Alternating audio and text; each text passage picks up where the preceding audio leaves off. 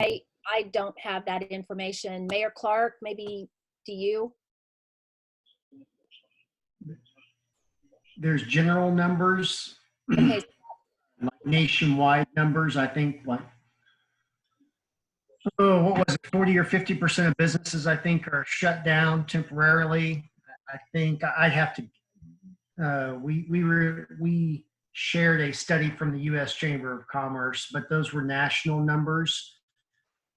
And matter of fact, I'll find a link while we're talking and post it in the chat.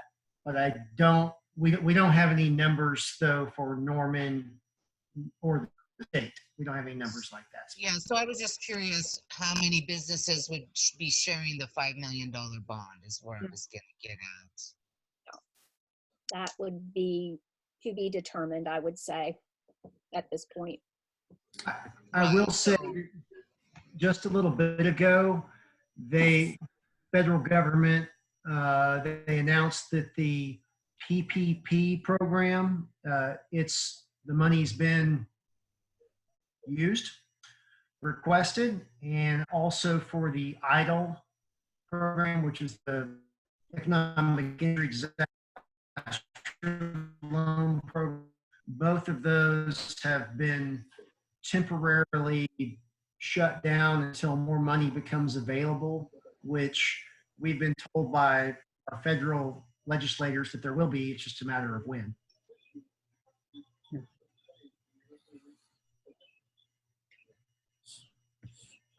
Lee, was there any discussion at council level for a Stitcher relief package for Norman businesses?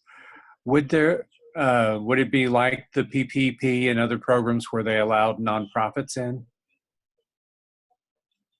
I think we're still at the conceptual level, and that's why it's so important to hear from you all what's needed. Okay. I'm certainly open to that. So All right. Councilmember Hall, I'm happy to, I've shared this with Mayor Clark and others, but what we're hearing from some of our startups, there seems to be a gap there. If you started your business, say last fall, you don't have the ability to demonstrate that, some of the financial requirements that are being asked in these Sure. federal programs. And a lot of startups, they will start the company and they may pay their employees, but they don't take a salary.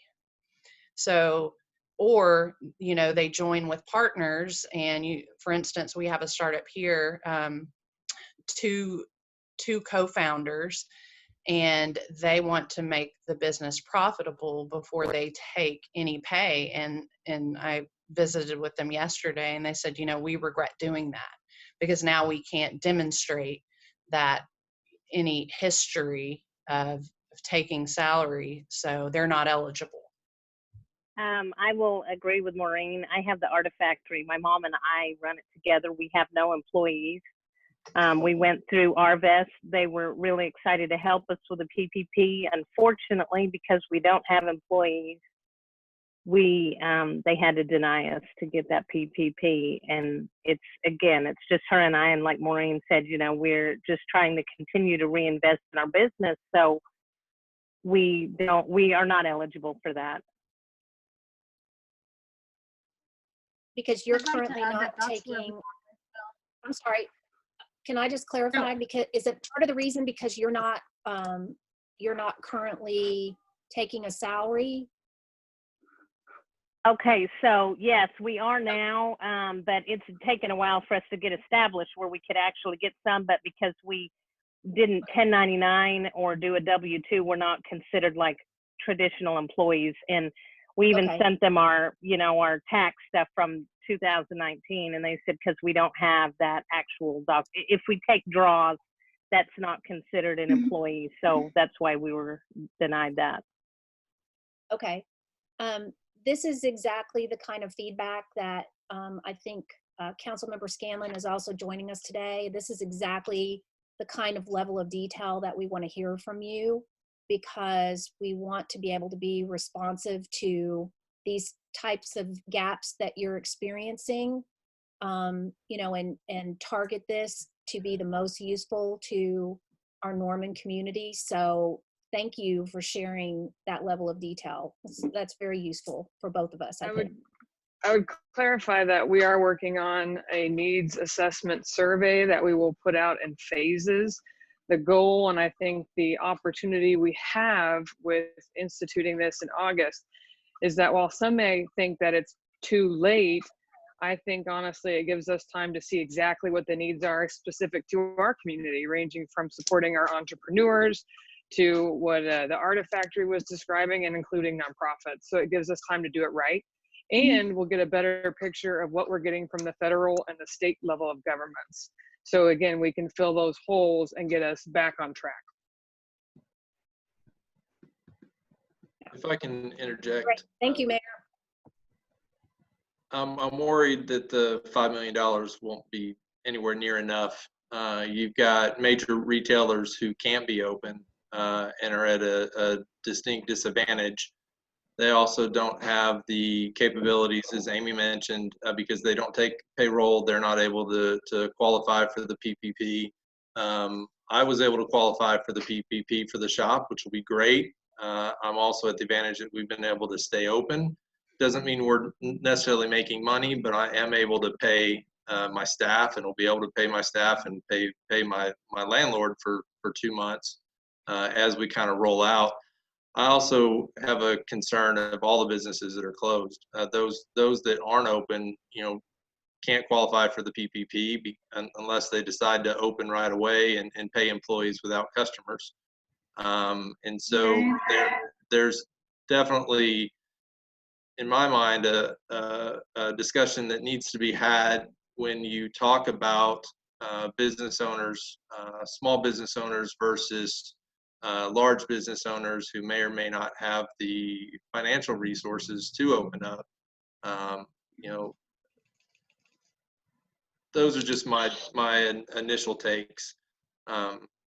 Anybody care to correct me? Thank you, Rusty. I wanted to add that Sea Shanty is kind of in the same boat as the Artifactory, which they're right next to us. We were not able to qualify either because I don't take a salary from Sea Shanty, and most of our employees are contract employees who can apply for themselves. What I think has worried me most is the awareness of local businesses kind of being focused on our restaurants versus some of the retailers who are completely closed downtown, and not being able to provide, at least in our case, we could be doing scuba tank air fills, taking equipment to service that we don't need any face-to-face interaction with our customers. I'm sure that some of the other retailers are in that boat as well. So I'm hoping that we could open up maybe some curbside service type business for some of the non, food and beverage type businesses very soon. It's worth mentioning that we are allowing online sales and telephone sales and then delivery. So I would think in your case with the Sea Shanty, you could do reverse delivery where pay for your stuff to get filled and upgraded. We'll pick it up from your front porch and then return it when we're done. So, I mean, there are options out there, and fortunately, I don't think we're shutting anything else down. I think we are looking at our plan to start opening things up in a phased approach. So being a non-essential business at this point, you're saying that we would be able to be open for delivery and pickup? Yeah, we actually did that last week for non-essential businesses. Missed that one. That's great. But not curbside though, correct? Exactly. Well, that's why I mentioned the kind of reverse delivery where we'll come and pick it up. And the reason why we did that, just so you all know, is we were trying to keep people in their homes as much as possible, but still allow non-essential businesses to operate. And so, because, you know, especially when you're cooped up, I'm just as guilty as the next person, where if I'm out, I'm going to run this errand. Oh yeah, I got to run that errand. The next thing you know, I've totally defeated the purpose of staying at home. Well, I've certainly been to the liquor store a few times, don't get me wrong, but they're staying open. So I'm wanting to go scuba diving, you guys. Let's go. So Dana, as described, would that work for you? Is that a model that could work for you?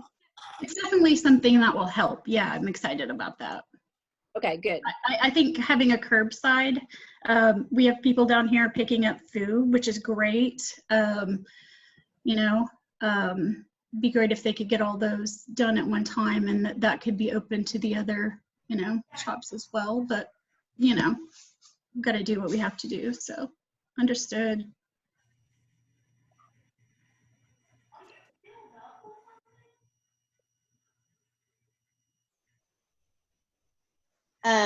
Lee and Bria, also, we have a question from Amy Rook.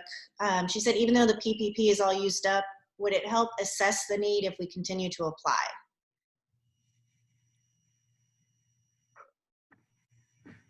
I don't know if that's a question for us. I feel like, would that be a question for the federal government? We're not, is that, I mean, I don't know if anybody's heard or has any. My understanding is that they're not taking applications at this time because the money's gone, and it won't start again until the money is passed by Congress. Bill, you're correct. I guess I can tell everybody who doesn't know now, I accepted a new position at Armstrong Bank, and I am their business development officer. So I'm really excited, and people were kind of concerned that, oh wait, why are you changing opportunities? And it's turned out to be one of the best ones, because I'm able to help our current customers and learn a lot in the process. But Armstrong Bank is not accepting applications currently, and won't until the funding has been re-established. Well, first of all, congratulations, Rusty. And I think that's wonderful, and you'll be well suited for doing that type of thing. So I know Scott weighed in earlier that, I mean, we are expecting some action to provide more funding. Do you have anything from the bank side that you can add at this point?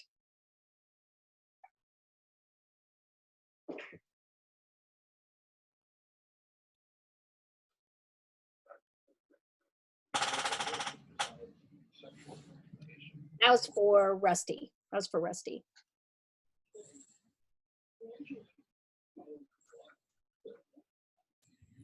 You're muted. Try this again. Ask the question one more time. I thought that was for Scott. Oh, yeah. Well, Scott had mentioned before that, you know, we are expecting both of those programs to be, to have added funding, but it's obviously would be congressional action that needs to take place. But I just wondered if you'd gotten any guidance on the banking side of it, of when that might be coming. No, we have no knowledge. We're just sitting and waiting for the next press conference by our nation's leaders. Okay. So we were on a call yesterday with Senator Langford, and he mentioned that as early as this week, there could be action taken to put more money into one or both of those programs, and that there's unanimity that there needs to be more money. And no, I'm not begrudging anybody, you know, on anything like this, negotiations. Each side tries to bring in their own little pet projects, but they're trying to keep it focused just on this and address some of the other issues in other bills. So hopefully soon. And I would think that now that the money's officially run out, that the need will grow. So I would encourage everybody to contact our federal delegation and just let them know that you're still interested in applying, but there's no money left.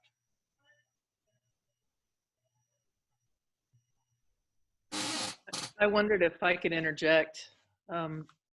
Sandalwood and Sage has been shopping by text with customers and delivering to customers. But curbside, if you have any idea when we might lift that to non-contact, would be a real help. While we had curbside available to us, it was considerably more keeping with our daily sales. Obviously, it wasn't like being able to come in and we were at a loss, but it's very different from relying on people to text us. Because people are out, whether they're shopping or picking up meds, or even because they may be even essential and working. There are ways to non-contact, I think, and if that could be opened up sooner than later, I do believe it would help not only our economy as a business, but the economy of downtown and city of Norman as a whole. Trust me, we are well aware of that and working towards it. And for what it's worth, technically there was no curbside option for non-essential businesses. It was just apparently happening. So we were trying to keep it on the up and up, and again, balance everything. We are currently working on our timeline for all of this to happen. We're moving quickly. We've named the plan. We've got action points. There's going to be opportunities for public feedback on Tuesday, and that was why I hope you don't mind I crashed your meeting. I was looking forward to getting some of that feedback here. So at this time, I don't know if we're going to lift anything before the 30th, because these next 2 weeks are really going to make the difference. I mean, and that's not just me saying that, that's the governor saying that, all the medical professionals. So I'm hoping we can have a rollout beginning May 1. So that is the plan. But if, of course, that phrase I've learned to hate, things are constantly changing, rapidly evolving. So if we have, a massive spike somewhere, that could change it all. But again, that's why we are going to hunker down for 2 more weeks. And because I want this to be manageable to the point where we're all comfortable moving forward. And it won't be a switch that is flipped. It won't be like, all right, we're back to normal. It'll be a phased approach. Right. Because my biggest fear is if we don't do it the right way, if we get too far ahead of ourselves, then we're going to see a second spike and have to start all over again. Right. And I don't want that. So that's why I will be cautious with this. But trust me, I'm so ready to get things moving, not just for our businesses, not just for the city, but for the employees. I mean, for morale of the residents. I mean, we need it, but we have to do it right. I just want if I could just quickly ask, the public feedback on Tuesday to the reopen plan timeline, is that at city council study session or? Well, you guys are getting the sneak preview of this. I have been in contact with the city manager and Brenda and all of them.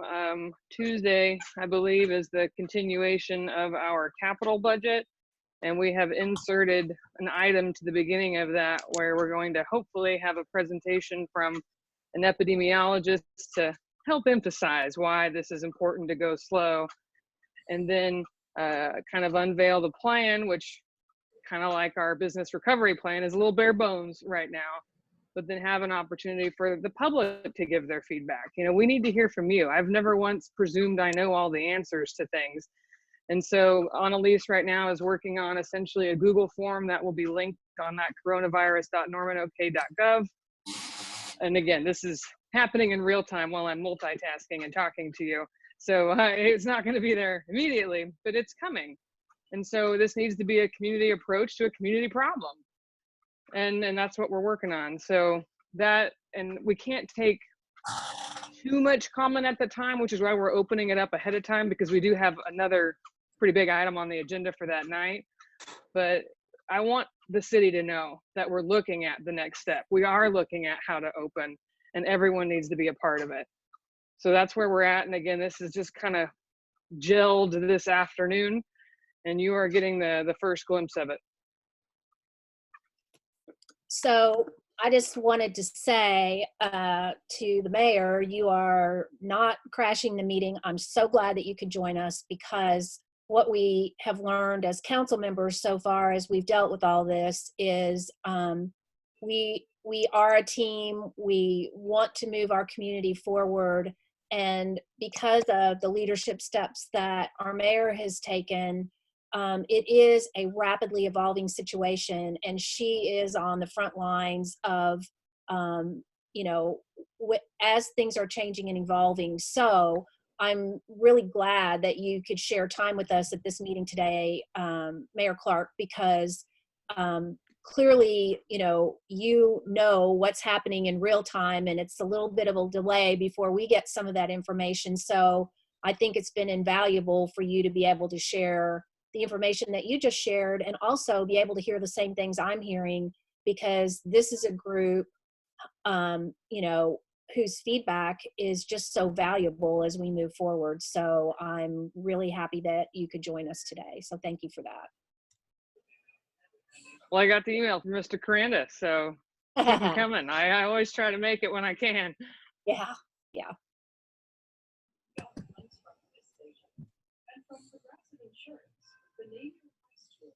Has anyone talked about food safety issues with respect to Gilt Edge Dairy and keeping the employees safe? I don't know if people have been watching the news, but there have been food processing plants all over the country that are being shut down, either temporarily or even indefinitely, because of COVID spreading throughout the ranks. I think that's in I the have not. guideline, and I know there was some questions from restaurants that I got about, Bria, I don't know the newest guidelines or what was suggested in last week's. But yeah, there are some new suggested guidelines for restaurants in downtown. No, I'm not talking about restaurants. I'm talking about the dairy, the processing facility, for overall food safety. And Okay, that's what I thought. So I haven't heard anything, but you know, I feel like Councilor Hall gave me a lot of credit with being on the front line. Most of these cases, you would be shocked and probably pissed off at how little information I actually get as mayor. Half the time I get the news from the news, especially like with the Grace Living Center. And I really, really wish the HIPAA requirements, which I love privacy, don't get me wrong, but this is not the time. You know, we have to have more information to be able to work with, because that's going to help me best protect residents and keep businesses going. And so if there has been an issue, I have not heard anything. I haven't either. So do you have some information? Well, my name is Kathy Martin. I work nationally on food issues, and mostly with livestock production. And so I've been watching a lot of the slaughterhouses. For example, in South Dakota, that Smithfield site that just got 600 cases now. Of course, they have like 3,000 employees. But, you know, of course, that affects the national food supply chain. But we have Gilt Edge Dairy, which was here when my father went to OU. And I'm going to be 59 next week. So been here a long time, and I think we have an obligation from the community to keep those employees safe. Not only them not giving us the disease in town, but us not giving them, so that we can provide dairy products to the state, right? So I was just asking, because that's our little part of the food chain. Does that make sense? Yes.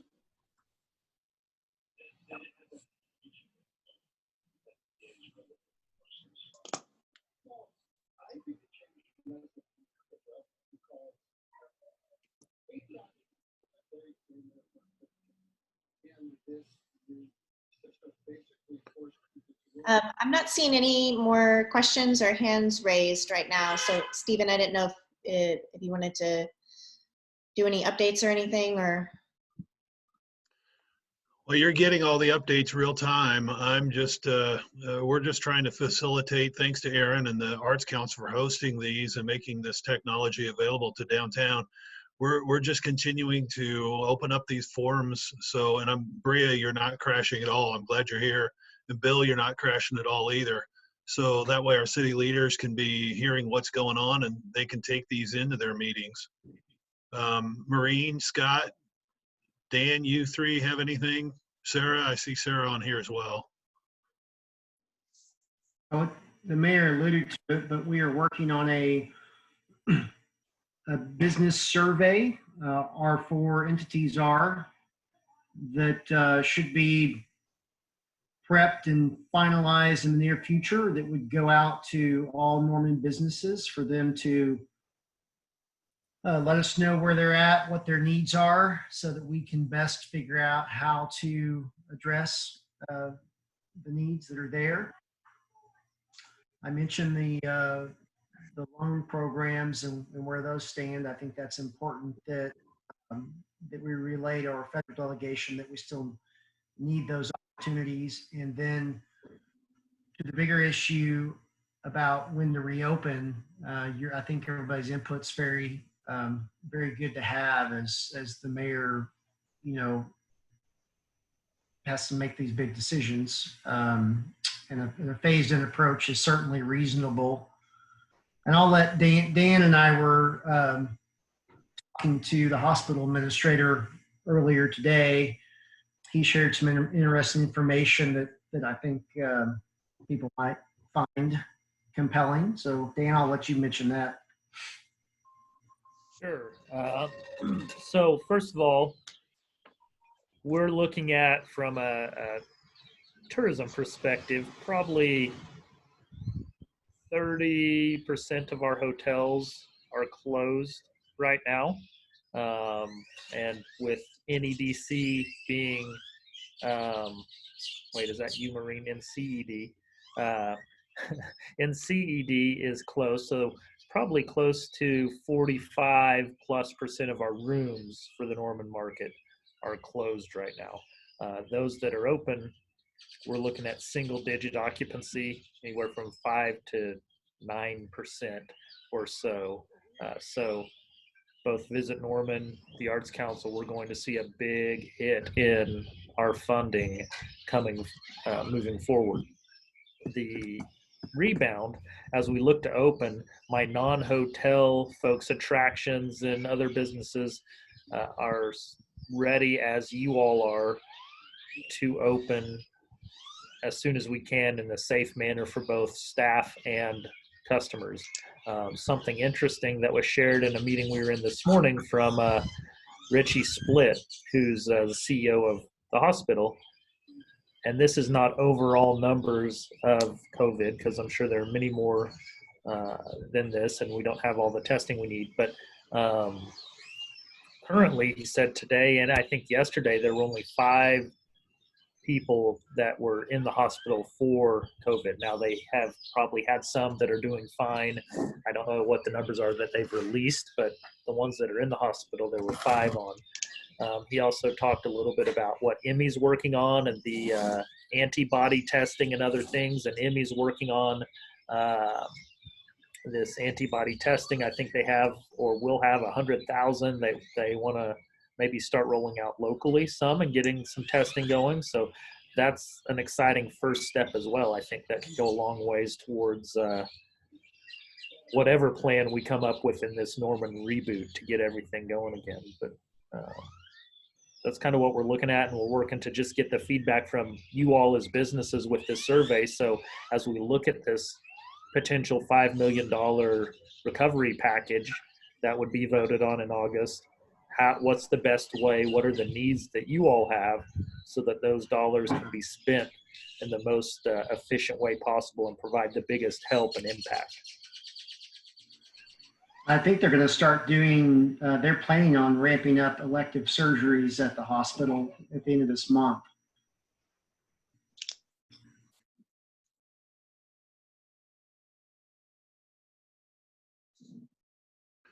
Maureen, Sarah, anything? Yeah, I really want to acknowledge and applaud the mayor and our council for considering this reboot program. I think that's great. And just to emphasize what the mayor said, I think while it may be a delayed response compared to Oklahoma City, because they had the tools to stand that up very quickly, we have an opportunity to really be thoughtful about how we put this together. I actually had a call with Oklahoma City, their chamber this morning, and you know, they were more than willing to share some of the growing pains they're experiencing because they did stand it up so quickly. So I'm looking forward to being part of that team and hearing what our businesses are sharing. So, and we sent out some resources earlier today. There is a company for you small businesses on the line. I'll share a link in this chat here in a moment, but the company is called Generator. They're based out of Minnesota, but they are partnering with the Oklahoma City region, and they're offering a series of webinars on a daily basis, free to anyone that wants to apply and hear from experts, whether that's on, you know, IT solutions or loan programs. So, and the last thing I'll add in talking to our startups, I think Rusty, you may have mentioned something earlier about the amounts or, you know, it'll be hard because some of our businesses won't make it through then. And in talking just about the amounts of what would be helpful for you as a startup, some of the responses we've heard are, you know, $5,000 is not really going to make a difference. That's not all that's going to do is prolong, right, our failing. To really hit a point that makes a difference, it's going to be around 20,000. The thought of a revolving loan fund at a very low interest rate was probably one of the most helpful programs. I think that's all I have for now.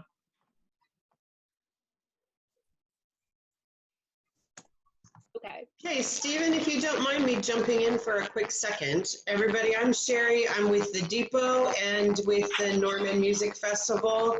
I work with a lot of arts organizations, and we love being able to hear your concerns. So many of us have worked so hard to help downtown grow. We love our events being part of the catalyst for growth for downtown. And we consider ourselves businesses. We don't have profits that we split with partners, but we definitely have a healthy bottom line, employees, budgets that we adhere to, and products that we deliver to the public. So we're happy to be a part of this conversation. And as we think about what opening back up looks like, because I think that Mayor Clark is right, it'll be a slow ramp up. We'll do things in a safe way, in the way that we can, to avoid a secondary spike in cases here. But at the Depot, we're starting something called Depot TV. We're going to start broadcasting. We're going to start working with other folks downtown. I know the programs that I'm involved in are looking at ways that we can also help you, our sister businesses downtown, be able to get their message out about what services they're providing and how. So we're talking about how we can help make that happen for you. You guys have always been terrific supporters of the things that we do. So with this partnership, we feel like we're in this together.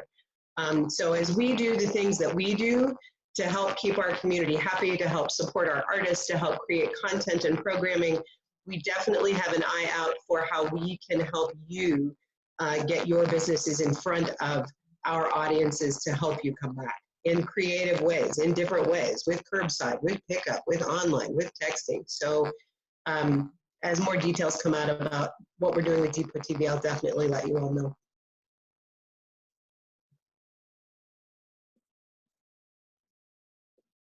That's outstanding. Thanks, Sherry. Hey, and I'll say, I'm sitting here looking at Deb and Dana and Amy. There was heavy emphasis on restaurants with downtown social. And here, let me do this while I'm trying to talk as well. Send me anything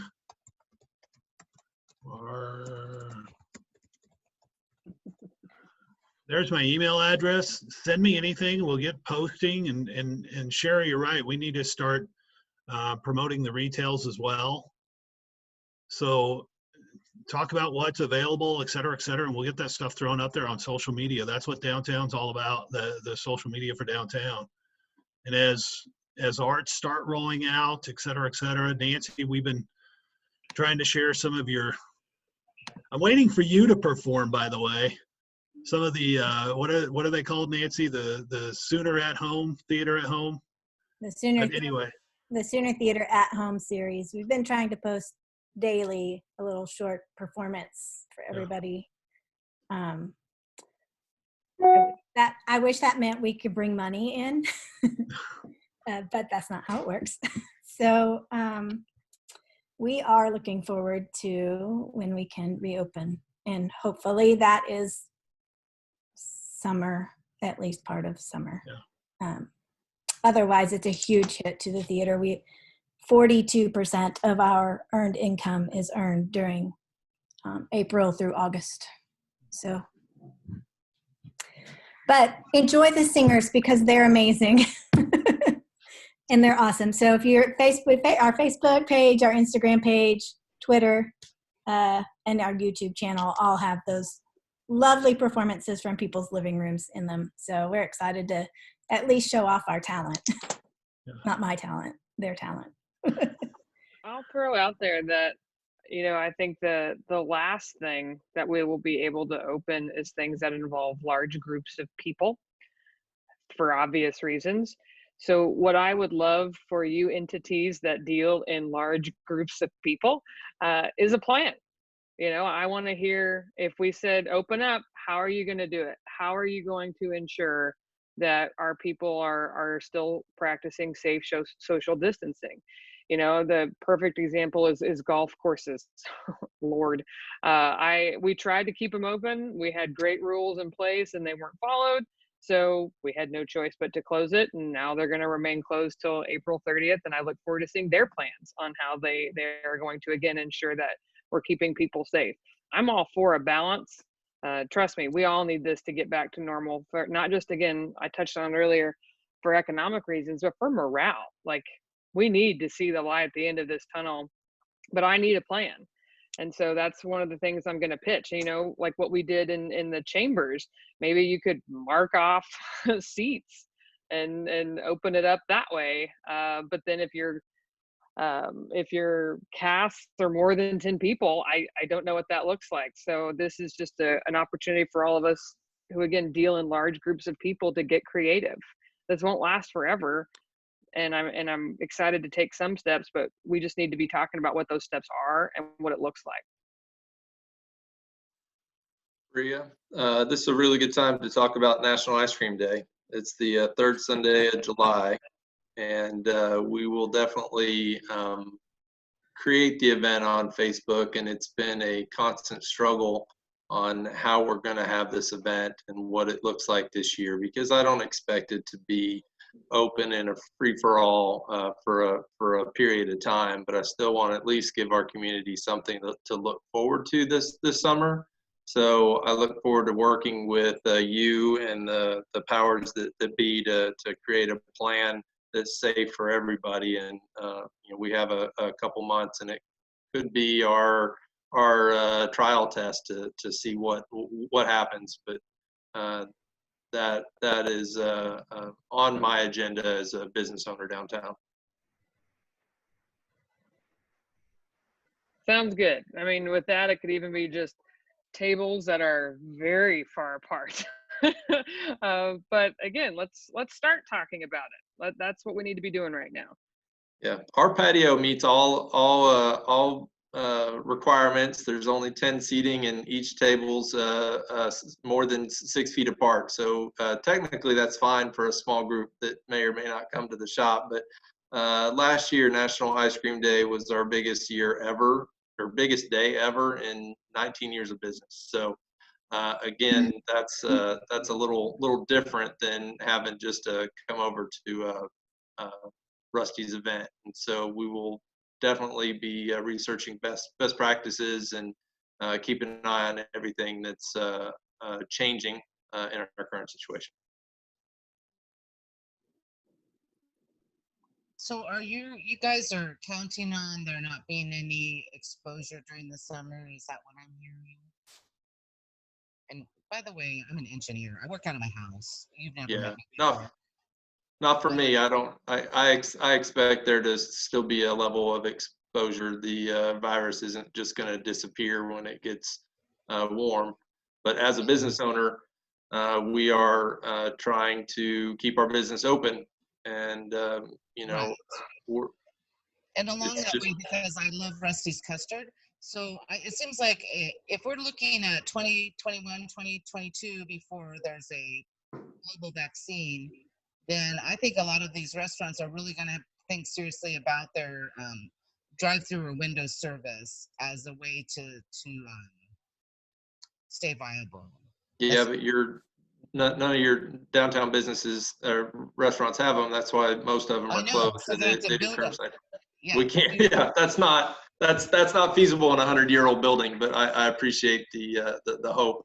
No, I get it. I get it. But that is a practical, I'm an engineer, so I'm looking at, you need to reconstruct your front window and have a way to slide the food through for 2 years.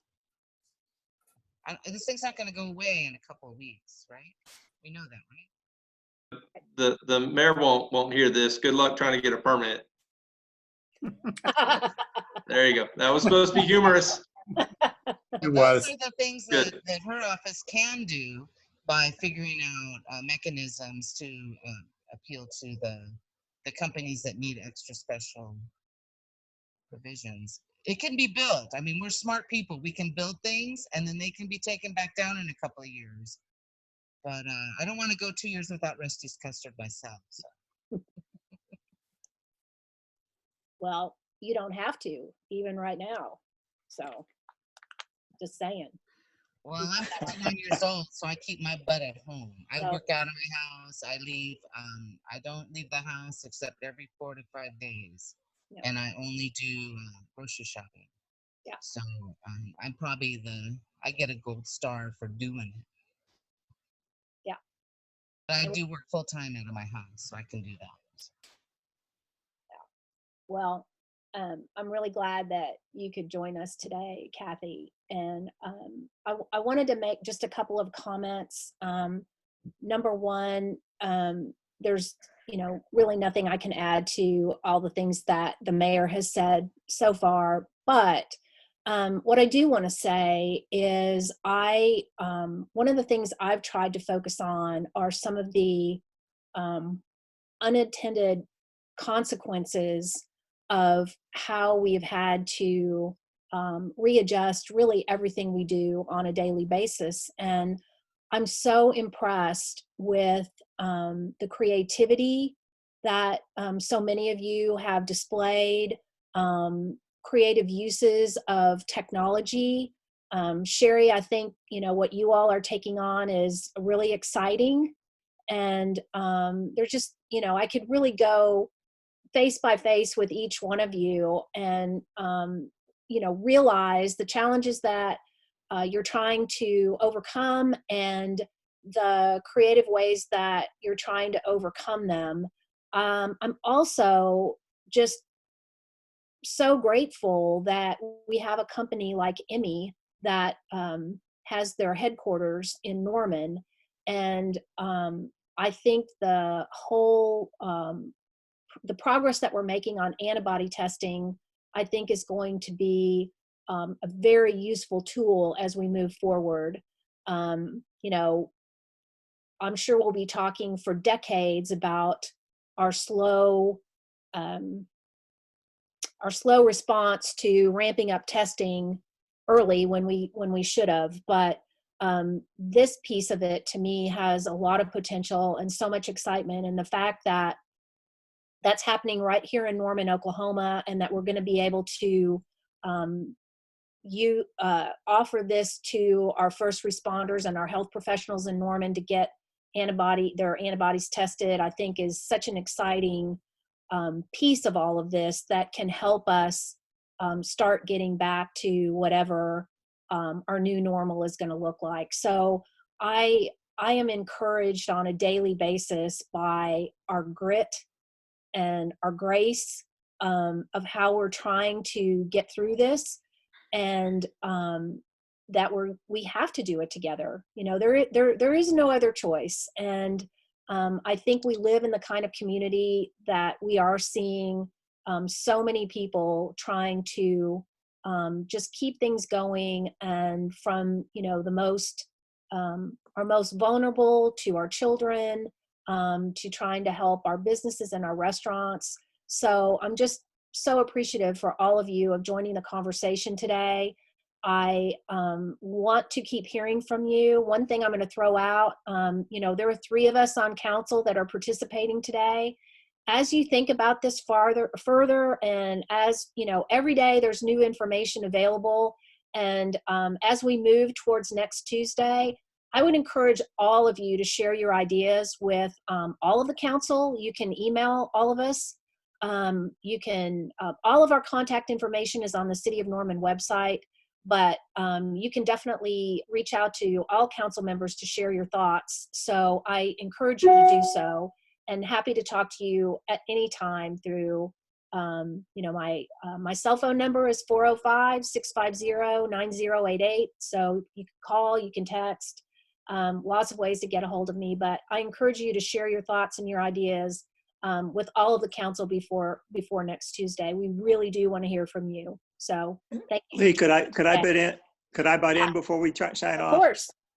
I appreciate you and Stephen allowing me to participate and listening really to the folks that are the backbone of the city in terms of its lifeblood, its businesses, and so on. It's really important to know what y'all are thinking. Yeah. I'm particularly excited about this $5 million bond issue. I wish it were more. We're constrained by a $5 million limit, which is what going to limit the size of the thing. The needs assessment that was talked about earlier is a big deal in terms of trying to figure out what's really needed in this. Mm-hmm. We also have the question of how to administer it. And that's a discussion that will be going on over the next weeks. It was touched upon last Tuesday, but it becomes a big deal in terms of who will run it, how will it be run, that kind of thing. Just timeline-wise, we really got about a month to talk about this. As I recall, and I actually wrote this down, that we'll have some readings in late May before the council. The wording of whatever ordinance or whatever bond issue that we want to forward has to go to the election commission by the 10th of June. So all of this is going to be figured out by then for an August 25th vote. I'm hoping that we can have these questions answered. This is vital. I've gotten feedback on the other potential bond issues, and frankly, to mixed emotions. But this one is most important, and the feedback I've gotten from some Facebook postings is, yes, we got to do it. So I believe that, yes, we have to do it. Look forward to hearing more from you all. And Lee gave you a phone number. I will as well. My cell phone is 405-317-2225. Call or text. Let's talk about it. Thank you.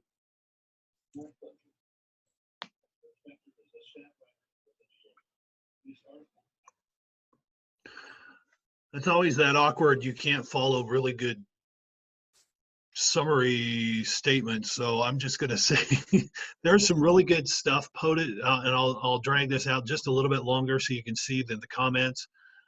Scott posted the Facebook group Together for Norman Biz. Maureen's got a link to free resources to small businesses. Generator.com, it's spelled with an 8, but generator.com. And then again, my email address is in there. So Amy, Dana, the other Amy, I mean, anything you want to forward, Deb, hi Deb, anything you want to forward, we'll get that posted. And I'll just simply say, this is the awesome thing about downtowners. I mean, how many other meetings do you get? 3 elected officials, the chamber president, Maureen, Dan's dumped off, but you got the tourism director and the arts director all on one meeting. This is absolutely what I love about downtowners. So Scott, Maureen, Dan, I know he's dumped off, but Aaron, thank you so much for hosting. And did I stall enough time for everybody to see the comments? the one last thing I'll just throw out there is the representative. I couldn't be more proud to represent Ward 4, and I tell everybody at any opportunity that I have that as far as I'm concerned, the heart and soul of Norman, Oklahoma is Ward 4 and downtown and all our historic neighborhoods and Campus Corner and the Porter Corridor, which I'm really excited about, the future of the Porter Corridor. So I just appreciate all of you so much and appreciate you taking the time to come today. So thank you. So you guys, if you go to the chat box and right click and choose select all, then you can left click and choose copy and you get all of it. And then you can copy it into an email or something. I will say real quickly, I just had a question come through about art walks, and we don't know yet, obviously, when we're going to be able to resume art walks. We're working on maybe, how if there is a plan of how we can incorporate into whatever the city plan is for reopening. But at this moment, we don't know an answer to that, but it is the top of our minds at the Arts Council. And we know that that's a busy night for downtown Norman, and we definitely want to get back to that as soon as we can.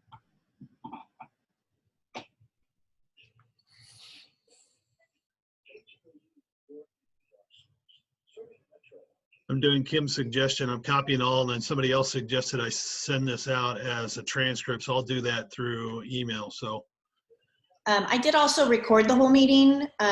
So Lee, I'll make sure that I send that to you also. And well, I missed the first few minutes, and I'm not sure what the recording is going to be, what form it's going to be in, but I will send that to you. So I've never done that before. awesome. Go enjoy the sunny day. Thank you. Stay sharp. Thank you, guys. Thank you all very much.